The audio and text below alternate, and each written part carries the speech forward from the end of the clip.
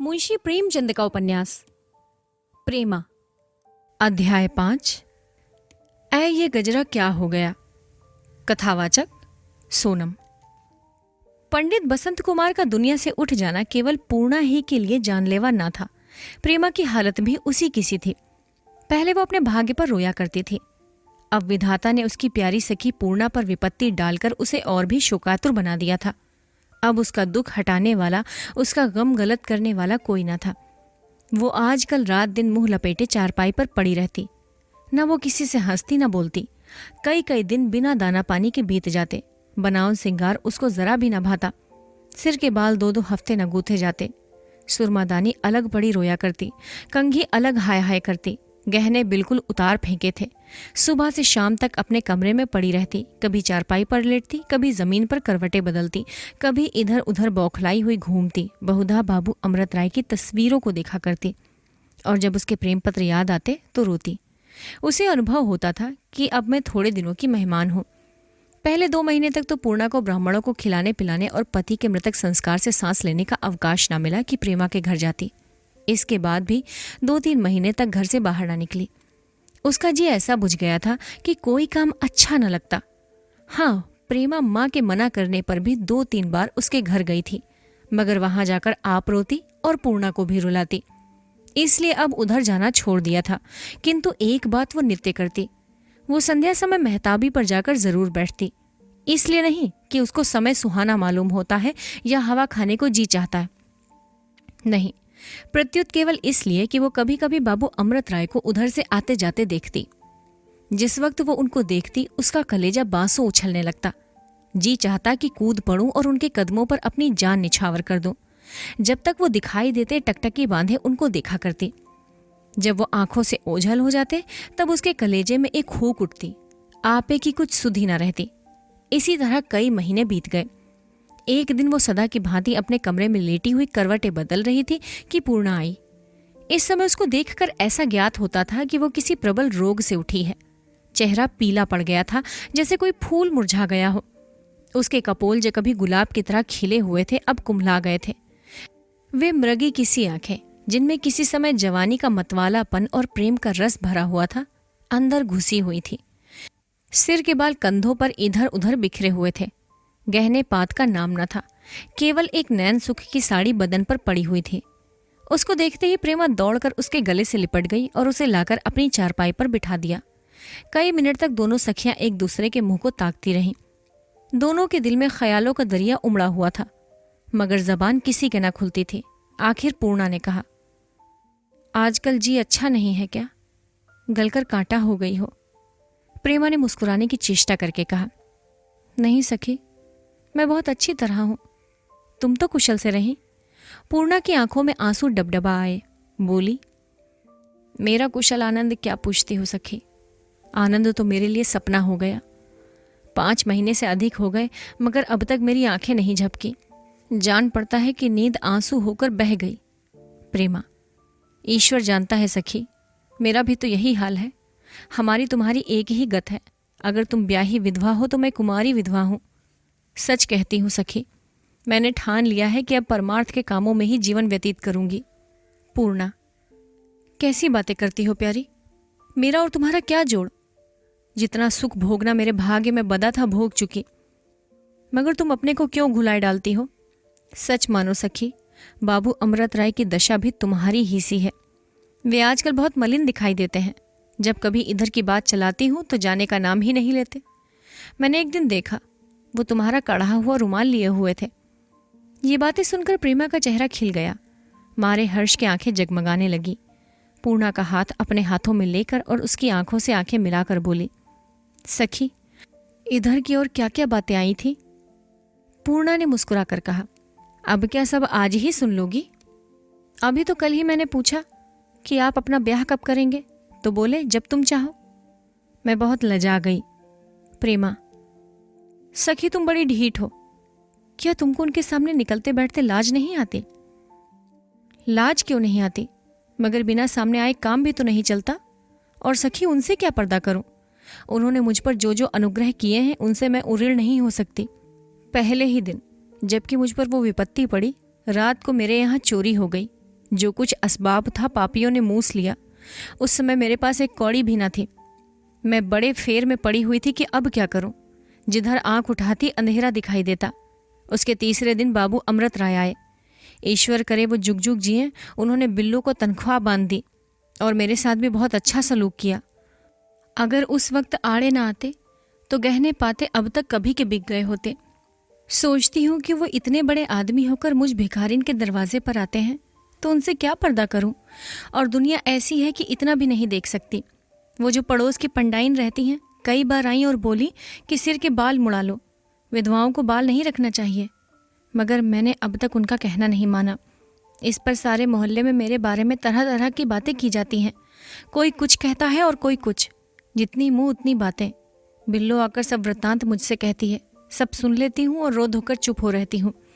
मेरे भाग्य में दुख भोगना, लोगों की जली कटी सुनना ना लिखा होता तो ये विपत्ति ही काहे को पड़ती। मगर चाहे कुछ हो, मैं इन बालों को मुड़वा कर मुंडी नहीं बनना चाहती। ईश्वर ने सब कुछ हर लिया, अब क्या इन बालों से भी हाथ धोऊं। ये कहकर पूर्णा ने कंधों पर बिखरे हुए लंबे लंबे बालों पर ऐसी दृष्टि से देखा मानो वो कोई धन है। प्रेमा ने भी उन्हें हाथों में संभाल कर कहा, नहीं सखी, खबरदार, बालों को मुड़वाओगी तो हमसे तुमसे ना बनेगी। पंडाइन को बकने दो, वो पगला गई हैं।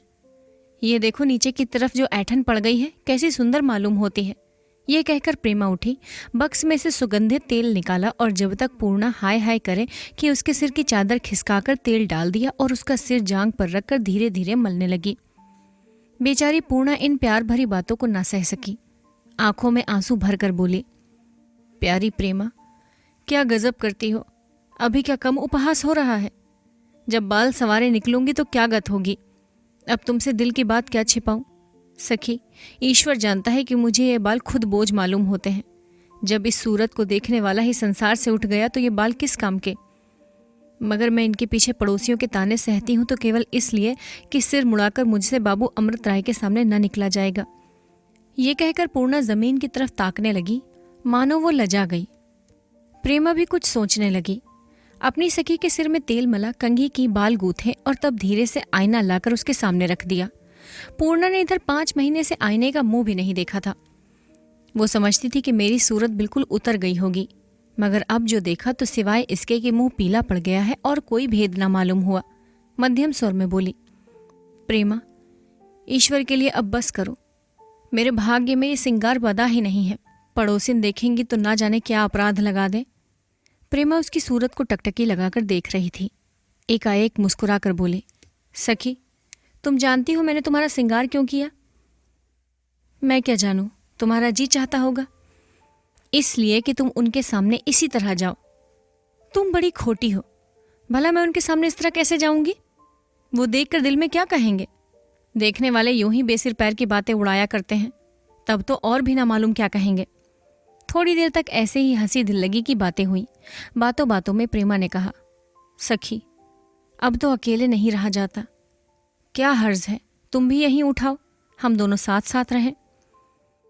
पूर्णा, सखी, मेरे लिए इससे हर्ष की कौन सी बात होगी कि तुम्हारे साथ रहूं, मगर अब तो पैर फूंक फूंक कर धरना होता है। लोग तुम्हारे घर में ही राजी ना होंगे और अगर ये मान भी गए तो बिना बाबू अमृत राय की मर्जी के कैसे आ सकती हूँ। संसार के लोग भी कैसे अंधे हैं। ऐसे दयालु पुरुष को कहते हैं कि ईसाई हो गया है।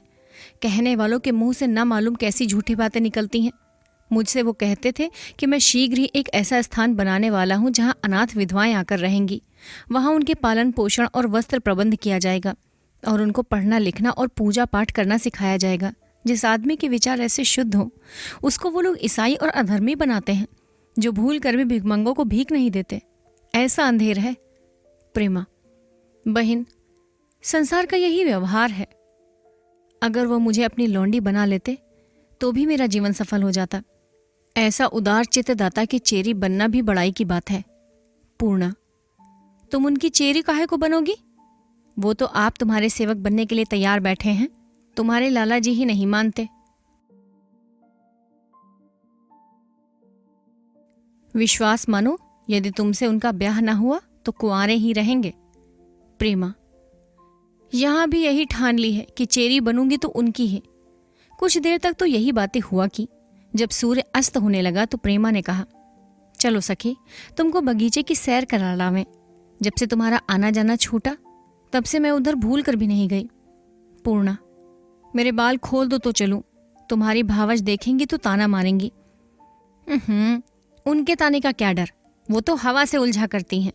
दोनों सखियां उठी और हाथों में हाथ लिए कोठे से उतरकर फुलवारी में आईं। ये एक छोटी सी बगिया थी जिसमें भांति भांति के फूल खिल रहे थे। प्रेमा को फूलों से बड़ा प्रेम था। उसी ने अपने दिल बहलाव के लिए ये बगीचा बनवाया था।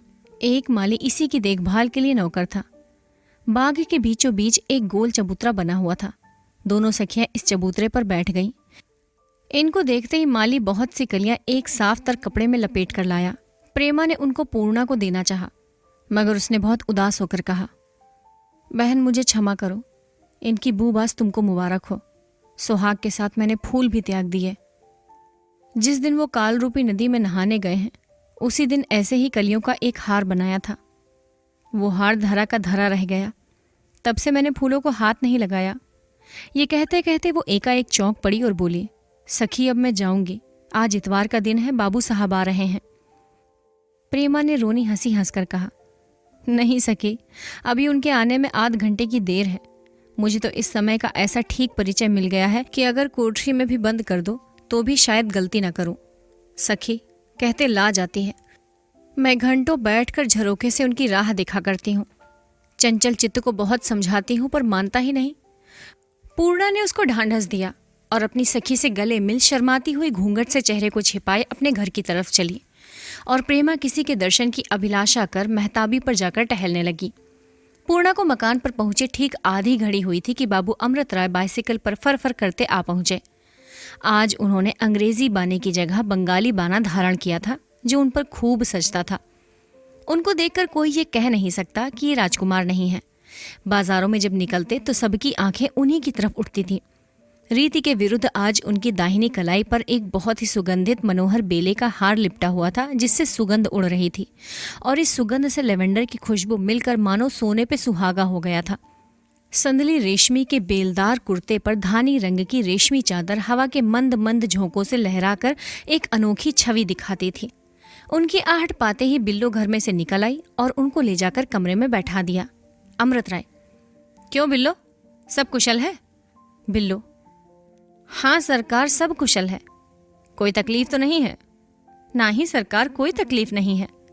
इतने में बैठक का भीतर वाला दरवाजा खुला और पूर्णा निकली। अमृत राय ने उसकी तरफ देखा तो अचंभे में आ गए और उनकी निगाह आप ही आप उसके चेहरे पर जम गई। पूर्णा मारे लज्जा के गड़ी जाती थी। क्यों ये मेरी ओर ऐसे ताक रहे हैं? वो भूल गई थी कि आज मैंने बालों में तेल डाला है, कंघी की है और माथे पर लाल बिंदी भी लगाई है। अमृत राय ने उसको इस बनाव चुनाव के साथ कभी नहीं देखा था और न वो समझे थे कि ऐसी रूपवती होगी। कुछ देर तक तो पूर्णा सिर नीचा किए खड़ी रही। एकाएक उसको अपने गूथे केश की सुधि आ गई और उसने झट लजाकर सिर और भी निहुरा लिया। घूंघट को चढ़ाकर चेहरा छिपा लिया और ये ख्याल करके कि शायद बाबू साहब इस बनाव सिंगार से नाराज हों, वो बहुत ही भोले मन के साथ बोली, मैं क्या करूं, मैं तो प्रेमा के घर गई थी। उन्होंने हट करके सिर में तेल डालकर बाल गूंथ दिए। मैं कल सब बाल कटवा डालूंगी। ये कहते कहते उसकी आंखों में आंसू भर आए। उसके बनाव सिंगार ने अमृत राय पर पहले ही जादू चलाया था। अब इस भोलेपन ने और भी लुभा लिया। जवाब दिया, नहीं नहीं, तुम्हें कसम है, ऐसा हरगिज ना करना। मैं बहुत खुश हूं कि तुम्हारी सखी ने तुम्हारे ऊपर ये कृपा की। अगर वो यहाँ इस समय होती तो इसके निहोरे में उसको धन्यवाद देता। पूर्णा पढ़ी लिखी औरत थी, इस इशारे को समझ गई और झेप कर गर्दन नीची कर ली। बाबू अमृत राय दिल में डर रहे थे कि कहीं इस छेड़ पर यह देवी रुष्ट न हो जाए, नहीं तो फिर मनाना कठिन हो जाएगा। मगर जब उसे मुस्कुराकर गर्दन नीची करते देखा तो और भी ढिठाई करने का साहस हुआ। बोला, मैं तो समझता था कि प्रेमा मुझे भूल गई होगी, मगर मालूम होता है कि अभी तक मुझ पर कुछ कुछ स्नेह बाकी है। अब की पूर्णा ने गर्दन उठाई और अमृत राय के चेहरे पर आंखें जमा कर बोली, जैसे कोई वकील किसी दुखियारे के लिए न्यायाधीश से अपील करता हो, बाबू साहब, आपका केवल इतना समझना कि प्रेमा आपको भूल गई होगी, उन पर बड़ा भारी आक्षेप है। प्रेमा का प्रेम आपके निमित्त सच्चा है। आज उनकी दशा देखकर मैं अपनी विपत्ति भूल गई। वो गलकर आधी हो गई हैं। महीनों से खाना पीना नाम मात्र है। सारे दिन अपनी कोठरी में पड़े पड़े रोया करती हैं। घर वाले लाख लाख समझाते हैं मगर नहीं मानती। आज तो उन्होंने आपका नाम लेकर कहा, सखी अगर चेरी बनूंगी तो उन्हीं की। ये समाचार सुनकर अमृत राय कुछ उदास हो गए। ये अग्नि जो कलेजे में सुलग रही थी और जिसको उन्होंने सामाजिक सुधार के राख तले दबा रखा था, इस समय क्षण भर के लिए धड़धक उठी। जी बेचैन होने लगा, दिल उकसाने लगा कि मुंशी बद्री प्रसाद का घर दूर नहीं है, दम भर के लिए चले चलो, अभी सब काम हुआ जाता है। मगर फिर देश हित के उत्साह ने दिल को रोका। बोले, पूर्णा तुम जानती हो कि मुझे प्रेमा से कितनी मोहब्बत थी। 4 वर्ष तक मैं दिल में उसकी पूजा करता रहा, मगर मुंशी बद्री प्रसाद ने मेरे इतने दिनों की बंधी हुई आस केवल इस बात पर तोड़ दी कि मैं सामाजिक सुधार का पक्षपाती हो गया। आखिर मैंने भी रो रोकर उस आग को बुझाया और अब तो दिल एक दूसरी ही देवी की उपासना करने लगा है। अगर ये आशा भी यूं ही टूट गई तो सत्य मानो मैं बिना ब्याह के ही रहूंगा। पूर्णा का अब तक ये ख्याल था कि बाबू अमृत राय प्रेमा से ब्याह करेंगे, मगर अब जो उसको मालूम हुआ कि उनका ब्याह कहीं और लग रहा है, तब उसको कुछ आश्चर्य हुआ। दिल से बातें करने लगी, प्यारी प्रेमा, क्या तेरी प्रीति का ऐसा दुखदाई परिणाम होगा? तेरे माँ बाप भाई बंद तेरी जान के ग्राहक हो रहे हैं। ये बेचारा तो अभी तक तुझ पर जान देता है, चाहे वो अपने मुंह से ही कुछ ना कहे, मगर मेरा दिल गवाही देता है कि तेरी मोहब्बत उसके रोम रोम में व्याप रही है। मगर जब तेरे मिलने की कोई आशा ही ना हो तो बेचारा क्या करे? मजबूर होकर कहीं और ब्याह करेगा, इसमें इसका क्या दोष है? मन में इस तरह का विचार करके बोली, बाबू साहब, आपको अधिकार है चाहे जहां संबंध करो, मगर मैं तो यही कहूंगी कि अगर इस शहर में आपके जोड़ की कोई है तो वो प्रेमा है। अमृत राय, ये क्यों नहीं कहती कि यहाँ उनके योग्य कोई नहीं, इसलिए तो मुंशी बद्री प्रसाद ने मुझसे छुटकारा किया? ये आप कैसी बात कहते हैं? प्रेमा और आपका जोड़ा ईश्वर ने अपने हाथ से बनाया है। जब उनके योग्य मैं था तब था, अब नहीं हूं। अच्छा, आजकल किसके यहाँ बातचीत हो रही है? अमृत राय ने मुस्कुराकर कहा, नाम अभी नहीं बताऊंगा। बातचीत तो हो रही है, मगर अभी कोई पक्की उम्मीद नहीं है। वाह, ऐसा भी कहीं हो सकता है? यहाँ ऐसा कौन रईस है जो आपसे नाता करने में अपनी बड़ाई न समझता हो? नहीं, कुछ बात ही ऐसी आ पड़ी है। अगर मुझसे कोई काम हो तो मैं करने को तैयार हूं। जो काम मेरे योग्य हो बता दीजिए। अमृत राय ने मुस्कुराकर कहा, तुम्हारी मर्जी के बिना तो वो काम कभी पूरा हो ही नहीं सकता। तुम चाहो तो बहुत जल्द मेरा घर बस सकता है। पूर्णा बहुत प्रसन्न हुई कि मैं भी इनके कुछ काम आ सकूंगी। उसकी समझ में इस वाक्य के अर्थ नहीं आए कि तुम्हारी मर्जी बिना तो वो काम पूरा हो ही नहीं सकता। उसने समझा कि शायद मुझसे यही कहेंगे कि जाकर लड़की को देख आवें। 6 महीने के अंदर ही अंदर वो इसका अभिप्राय भलीभांति समझ गई। बाबू अमृत राय कुछ देर तक यहाँ और बैठे रहे। उनकी आंखें आज इधर उधर से घूमकर आती और पूर्णा के चेहरे पर गड़ जाती। जब वो कनखियों से उनकी ओर ताकती तो उन्हें अपनी तरफ ताकते पाती। आखिर वो उठे और चलते समय बोले, पूर्णा, मैं ये गजरा आज तुम्हारे वास्ते लाया हूं। देखो इसमें कैसी सुगंध उड़ रही है। पूर्णा भौचक हो गई। ये आज अनोखी बात कैसी? 1 मिनट तक तो वो इस सोच विचार में थी कि लूं या ना लूं। उन गजरों का ध्यान आया जो उसने अपने पति के लिए होली के दिन बनाए थे। फिर प्रेमा की कलियों का ख्याल आया। उसने इरादा किया, मैं नहीं लूंगी। जबान से कहा, मैं इसे लेकर क्या करूंगी? मगर हाथ आप ही आप बढ़ गया। बाबू साहब ने खुश होकर गजरा उसके हाथ में पहनाया। उसको खूब नजर भर कर देखा, फिर बाहर निकल आए और पैर गाड़ी पर सवार हो रवाना हो गए। पूर्णा कई मिनट तक सन्नाटे में खड़ी रही। वो सोचती थी कि मैंने तो गजरा लेने से इनकार किया था, फिर ये मेरे हाथ में कैसे आ गया? जी चाहा कि फेंक दे, मगर फिर यह ख्याल पलटा और उसने गजरे को हाथ में पहन लिया। उस समय भी भोली भाली पूर्णा की समझ में न आया कि इस जुमले का क्या मतलब है कि तुम चाहो तो बहुत जल्द मेरा घर बस सकता है। उधर प्रेमा मेहताबी पर टहल रही थी। उसने बाबू साहब को आते देखा था। उनकी सज धज उसकी आंखों में डूब गई थी। उसने उन्हें कभी इस बनाव के साथ नहीं देखा था। वो सोच रही थी कि आज इनके हाथ में गजरा क्यों है। उसकी आंखें पूर्णा के घर की तरफ लगी हुई थी। उसका जी झुंझलाता था कि वो आज इतनी देर क्यों लगा रहे हैं, क्या बातें हो रही हैं। एकाएक पैरगाड़ी दिखाई दी। फिर उसने बाबू साहब को देखा। चेहरा खिला हुआ था, कलाइयों पर नजर पड़ गई। हाय, वो गजरा क्या हो गया? अध्याय 6। मुए पर 100 दुरे। कथावाचक सोनम। पूर्णा ने गजरा पहन तो लिया, मगर रात भर उसकी आंखों में नींद नहीं आई। उसकी समझ में यह बात नहीं आती थी कि अमृत राय ने उसे गजरा क्यों दिया। उसे ऐसा मालूम होता था कि पंडित बसंत कुमार उसकी तरफ बहुत क्रोध से देख रहे हैं। उसने चाहा कि गजरा उतारकर फेंक दूं, मगर नहीं मालूम क्यों उसके हाथ कांपने लगे। सारी रात उसने आंखों में काटी। प्रभात हुआ। अभी सूर्य भगवान ने भी कृपा न की थी कि पंडाइन और चौबाइन और बाबू कमला प्रसाद की वृद्ध महाराजिन और पड़ोस की सेठानी जी कई दूसरी औरतों के साथ पूर्णा के मकान में आ उपस्थित हुईं। उसने बड़े आदर सत्कार से सबको बिठाया, सबके पैर छुए। उसके बाद ये पंचायत होने लगी। पंडाइन ने कहा, जो बुढ़ापे की वजह से सूखकर छुहारे की तरह हो गई थी, क्यों दुल्हन, पंडित जी को गंगा लाभ हुए कितने दिन बीते?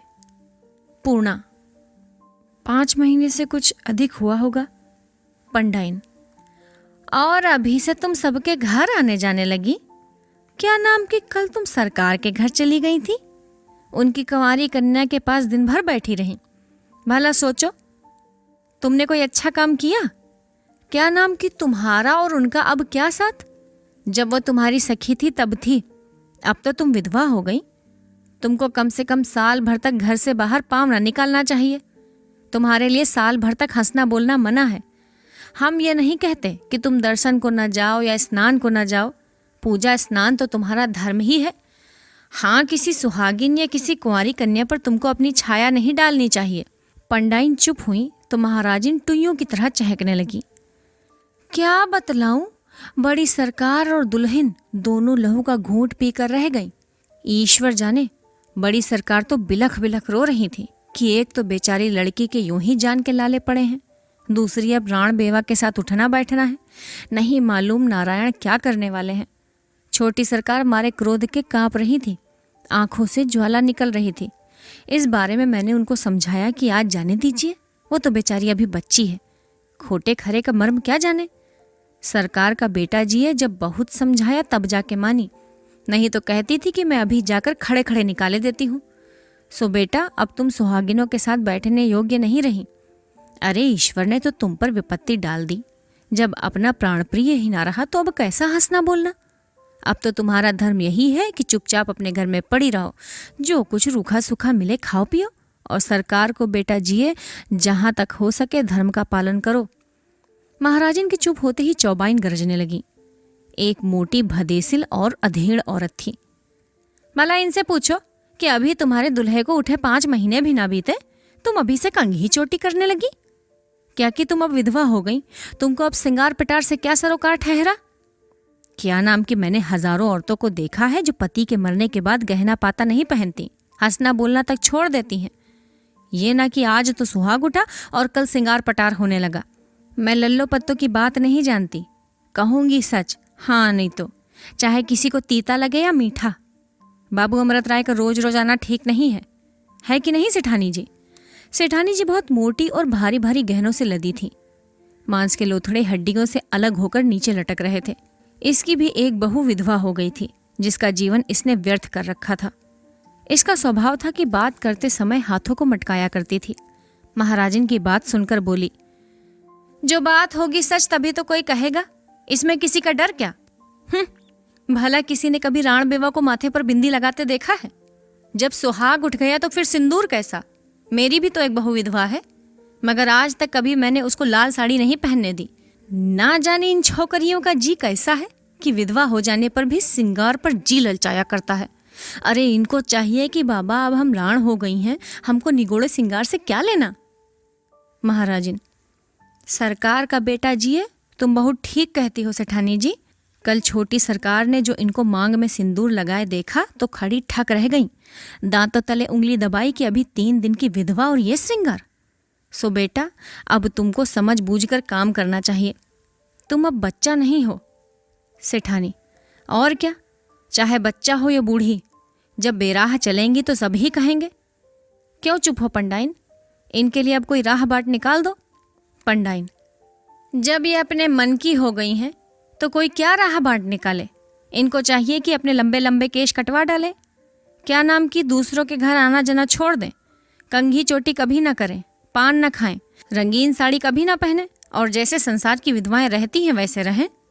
चौबाइन, और बाबू अमृत राय से कह दें कि यहाँ ना आया करें।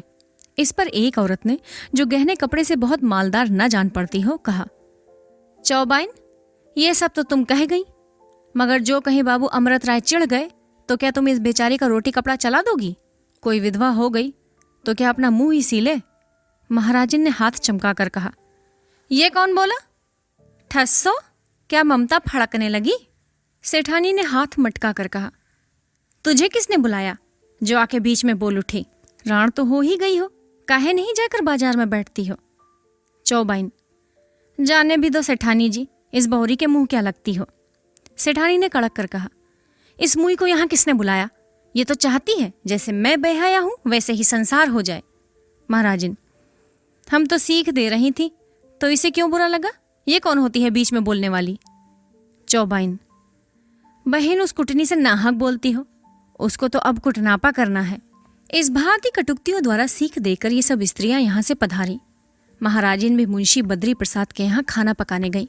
इनसे और छोटी सरकार से बहुत बनती थी, वो इन पर बहुत विश्वास रखती थी। महाराजिन ने जाते ही सारी कथा खूब नमक मिर्च लगाकर बयान की और छोटी सरकार ने भी इस बात को गांठ बांध लिया और प्रेमा को जलाने और सुलगाने के लिए उसे उत्तम समझकर उसके कमरे की तरफ चली।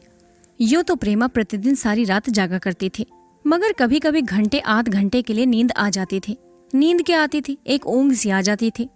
मगर जब से उसने बाबू अमृत राय को बंगालियों के भेष में देखा और पूर्णा के घर से लौटते वक्त उसको उनकी कलाई पर गजरा न नजर आया, तब से उसके पेट में खलबली पड़ी हुई थी कि कब पूर्णा आवे और कब सारा हाल मालूम हो।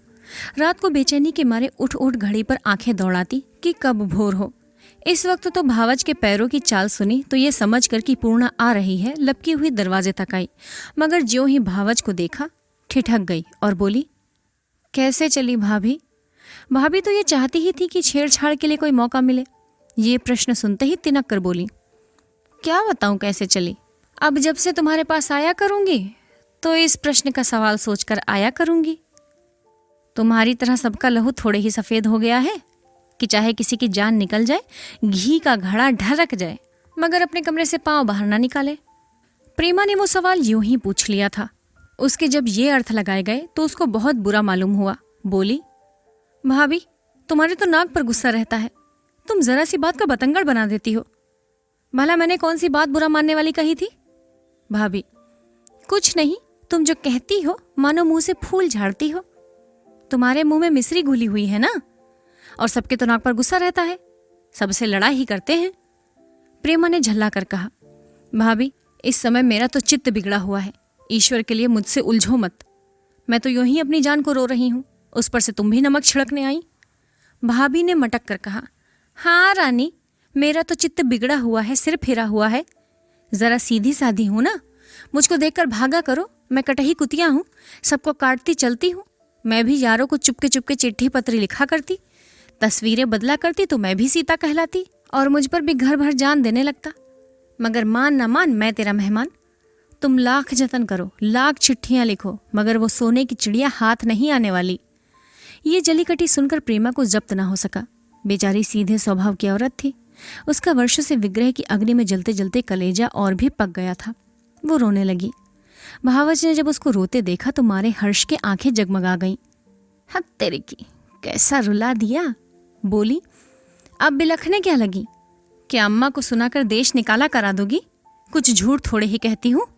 वही अमृत राय जिनके पास आप चुपके चुपके प्रेम पत्र भेजा करती थी, अब दिन दहाड़े उस राण पूर्णा के घर आता जाता है और घंटों वहीं बैठा रहता है। सुनती हूँ फूल गजरे ला ला कर पहनाता है, शायद 2-1 गहने भी दिए हैं। प्रेमा इससे ज्यादा ना सुन सकी, गिड़गिड़ा कर बोली, भाभी मैं तुम्हारे पैरों पड़ती हूँ, मुझ पर दया करो, मुझे जो चाहे कह लो, बड़ी हो जी चाहे मार लो, मगर किसी का नाम लेकर और उस पर छुद्दे रखकर मेरे दिल को मत जलाओ। आखिर किसी के सर पर झूठ मूठ अपराध क्यों लगाती हो? प्रेमा ने तो ये बात बड़ी दीनता से कही, मगर छोटी सरकार छुद्दे रखकर पर बिगड़ गई। चमक कर बोली, हाँ हाँ रानी, मैं दूसरों पर छुद्दे रखकर तुमको जलाने आती हूँ ना। मैं तो झूठ का व्यवहार करती हूँ, मुझे तुम्हारे सामने झूठ बोलने से मिठाई मिलती होगी। आखिर सोने के सिंहासन पर कौन बैठाएगा? मगर मैं एक झूठी हूँ, सारा जमाना तो झूठा नहीं है। आज मोहल्ले भर में घर घर में यही चर्चा हो रही है। तुम तो पढ़ी लिखी हो, भला तुम ही सोचो, एक 30 वर्ष के साणे मर्दवे का पूर्णा से क्या काम? माना कि वो उसका रोटी कपड़ा चलाते हैं, मगर ये तो दुनिया है, जब एक पर आ पड़ती है तो दूसरा उसके आड़े आता है। भले मनुष्यों का ये ढंग नहीं है कि दूसरों को बहकाया करें। और उस छोकरी को कोई क्या बहकाएगा, वो तो आप ही मर्दों पर डोरे डाला करती है। मैंने तो जिस दिन उसकी सूरत देखी थी उसी दिन ताड़ गई थी कि ये विष की गांठ है।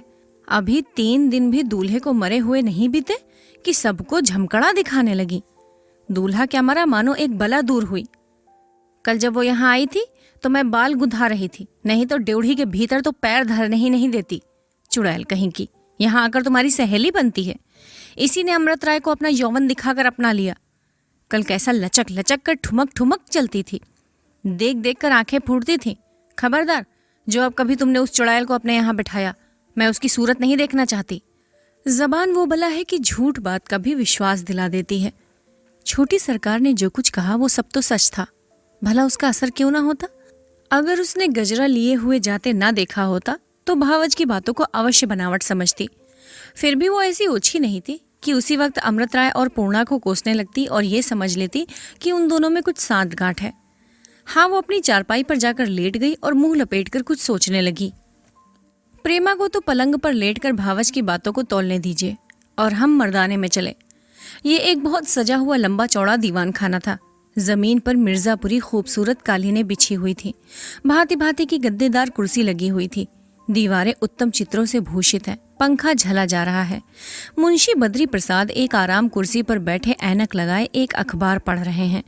उनके दाएं बाएं की कुर्सियों पर कई और महाशय रईस बैठे हुए हैं। वो सामने की तरफ मुंशी गुलजारी लाल हैं और उनके बगल में बाबू दाननाथ हैं। दाहिनी तरफ बाबू कमला प्रसाद मुंशी झम्मन लाल से कुछ कानाफूसी कर रहे हैं। बाईं और 2-3 और आदमी हैं जिनको हम नहीं पहचानते। कई मिनट तक मुंशी बद्री प्रसाद अखबार पढ़ते रहे। आखिर उन्होंने सिर उठाया और सभा की तरफ देखकर बड़ी गंभीरता से बोले, बाबू अमृत राय के लेख अब बड़े ही निंदनीय होते जाते हैं।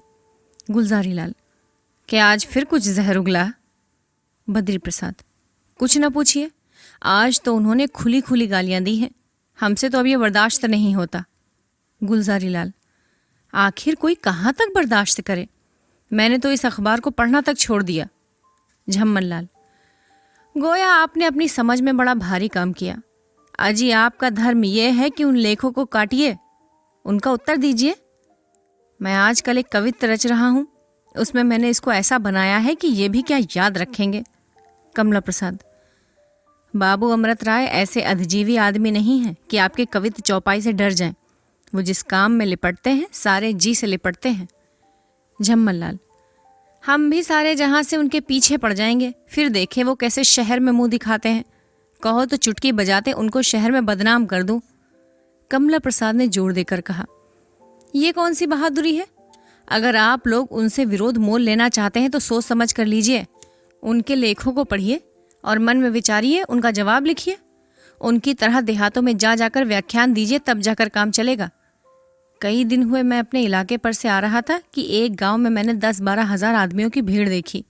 मैंने समझा पैंट है, मगर जब एक आदमी से पूछा तो मालूम हुआ कि बाबू अमृत राय का व्याख्यान था। और ये काम अकेले वही नहीं करते, कॉलेज के कई होनहार लड़के उनके सहायक हो गए हैं। और ये तो आप लोग सभी जानते हैं कि इधर कई महीने से उनकी वकालत अंधाधुन बढ़ रही है। गुलजारी लाल, आप तो सलाह इस तरह देते हैं गोया आप खुद कुछ ना करेंगे। कमला प्रसाद, ना, मैं इस काम में आपका शरीक नहीं हो सकता। मुझे अमृत राय के सब सिद्धांतों से मेल है, सिवाय विधवा विवाह के। बद्री प्रसाद ने डपट कर कहा, बच्चा तुमको कभी समझ ना आएगी, ऐसी बातें मुंह से मत निकाला करो। झम्मन लाल, क्या आप विलायत जाने के लिए तैयार हैं? कमला प्रसाद, मैं इसमें कोई हानि नहीं समझता। गुलजारी लाल हंसकर, ये नए बिगड़े हैं, इनको अभी अस्पताल की हवा खिलाइए। बद्री प्रसाद ने झल्ला कर कहा, बच्चा तुम मेरे सामने से हट जाओ, मुझे रंज होता है। कमला प्रसाद को भी गुस्सा आ गया। वो उठकर जाने लगे कि 2-3 आदमियों ने मनाया और फिर कुर्सी पर लाकर बिठा दिया। इसी बीच में मिस्टर शर्मा की सवारी आ गई। आप वही उत्साही पुरुष हैं जिन्होंने अमृत राय को पक्की सहायता का वादा किया था। इनको देखते ही लोगों ने बड़े आदर से कुर्सी पर बिठा दिया। मिस्टर शर्मा उस शहर में म्यूनिसिपैलिटी के सेक्रेटरी थे। गुलजारी लाल, कहिए पंडित जी, क्या खबर है? मिस्टर शर्मा मूंछों पर हाथ फेर कर बोले, वो ताज़ा खबर लाया हूं कि आप लोग सुनकर फड़क जाएंगे। बाबू अमृत राय ने दरिया के किनारे वाली हरी भरी जमीन के लिए दरखास्त की है। सुनता हूँ वहाँ एक अनाथालय बनवाएंगे। बद्री प्रसाद, ऐसा कदापि नहीं हो सकता। कमला प्रसाद, तुम आज उस जमीन के लिए हमारी तरफ से कमेटी में दरखास्त पेश करो। हम वहाँ ठाकुर द्वारा और धर्मशाला बनवाएंगे। मिस्टर शर्मा, आज अमृत राय साहब के बंगले पर गए थे। वहाँ बहुत देर तक बातचीत होती रही। साहब ने मेरे सामने मुस्कुरा कर कहा, अमृत राय, मैं देखूंगा कि ज़मीन तुमको मिले। गुलजारी लाल ने सिर हिलाकर कहा, अमृत राय बड़े चाल के आदमी हैं। मालूम होता है साहब को पहले से ही उन्होंने अपने ढंग पर लगा लिया है। मिस्टर शर्मा, जनाब, आपको मालूम नहीं अंग्रेज़ों से उनका कितना मेलजोल है। हमको अंग्रेज़ मेंबरों से कोई आशा नहीं रखनी चाहिए। वो सब के सब अमृत राय का पक्ष करेंगे। बद्री प्रसाद ने जोर देकर कहा, जहां तक मेरा बस चलेगा मैं ये ज़मीन अमृत राय को ना लेने दूंगा। क्या डर है अगर और ईसाई मेंबर उनके तरफदार हैं। ये लोग 5 से अधिक नहीं, बाकी 22 मेंबर अपने हैं। क्या हमको उनकी वोट भी ना मिलेगी? ये भी ना होगा तो मैं उस ज़मीन को दाम देकर लेने पर तैयार हूँ। झम्मन लाल, जनाब, मुझको पक्का विश्वास है कि हमको आधे से ज़्यादा वोट अवश्य मिल जाएंगे। एक बहुत ही उत्तम रीति से सजा हुआ कमरा है। उसमें मिस्टर वॉल्टर साहब बाबू अमृत राय के साथ बैठे हुए कुछ बातें कर रहे हैं। वॉल्टर साहब यहाँ के कमिश्नर हैं और साधारण अंग्रेज़ों के अतिरिक्त प्रजा के बड़े हितैषी और बड़े उत्साही प्रजापालक हैं। आपका स्वभाव ऐसा निर्मल है कि छोटा बड़ा कोई हो, सबसे हंसकर क्षेम कुशल पूछते और बात करते हैं। वो प्रजा की अवस्था को उन्नत दशा में ले जाने का उद्योग किया करते हैं और ये उनका नियम है कि किसी हिंदुस्तानी से अंग्रेजी में नहीं बोलेंगे। अभी पिछले साल जब प्लेग का डंका चारों ओर घनघोर बज रहा था, वॉल्टर साहब गरीब किसानों के घर जाकर उनका हालचाल देखते थे और अपने पास से उनको कंबल बांटते फिरते थे। और अकाल के दिनों में तो वो सदा प्रजा की ओर से सरकार के दरबार में वादानुवाद करने के लिए तत्पर रहते हैं। साहब अमृत राय की सच्ची देशभक्ति की बड़ी बड़ाई किया करते हैं और बहुधा प्रजा की रक्षा करने में दोनों आदमी एक दूसरे की सहायता किया करते हैं। वॉल्टर ने मुस्कुरा कर कहा, बाबू साहब, आप बड़ा चालाक है। आप चाहता है कि मुंशी बद्री प्रसाद से थैली भर रुपया ले, मगर आपका बात ये नहीं मान सकता। अमृत राय, मैंने तो आपसे कह दिया कि मैं अनाथालय अवश्य बनवाऊंगा और इस काम में 20,000 से कम न लगेगा। अगर आप मेरी सहायता करेंगे तो आशा है कि ये काम भी सफल हो जाए और मैं भी बना रहूं। और अगर आप कतरा गए तो ईश्वर की कृपा से मेरे पास अभी इतनी जायदाद है कि अकेले 2 अनाथालय बनवा सकता हूँ। मगर हाँ, तब मैं और कामों में कुछ भी उत्साह न दिखा सकूंगा। वॉल्टर हंसकर बोले, बाबू साहब, आप तो जरा सी बात में नाराज हो गया। हम तो बोलता है कि हम तुम्हारा मदद 2,000 से कर सकता है, मगर बद्री प्रसाद से हम कुछ नहीं कह सकता। उसने अभी अकाल में सरकार को 5,000 दिया है। अमृत राय, तो ये 2,000 मैं लेकर क्या करूंगा? मुझे तो आपसे 15,000 की दरकार है। मुंशी बद्री प्रसाद के लिए 5,000 क्या बड़ी बात है? तब से इसका दुगना तो वो एक मंदिर बनवाने में लगा चुके हैं और केवल इस आशा पर कि उनको CIE की पदवी मिल जाएगी, वो इसका 10 गुना आज दे सकते हैं।